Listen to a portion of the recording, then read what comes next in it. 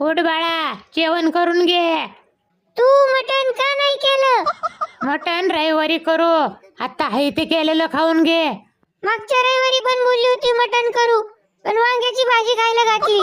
आता मी नाही ऐकणार, मला मटण खायचंय. ए बाळा, असा हट्ट करू नको. मटण आता गप केलंय ते गिळून घे. तुझा बाप आला की सांग त्याला मटण आणायला. मला मटण पाहिजे म्हणजे पाहिजे, मी त्याच्याशिवाय जेवणारच नाही. हे बघ, तुझ्या आवडीची मस्त साबुदाणा खिचडी केली बघ, कांदा घालून. अरे कांदा घालून तुमच्या बापानी साबुदाणा खिचडी केली होती का? का माझं डोकं तापवताय? बया, काय करावं या कार्ट्याचं, आता तर हट्टालाच पेटलाय. आईला कुठल्या मुहूर्तावर जन्माला आले काय माहितीये गाबडं.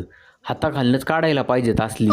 हा, आधी नको एवढे लाड करून डोक्यावर बसून ठेवायची आणि नंतर डोक्याला हात लावून बसायचं.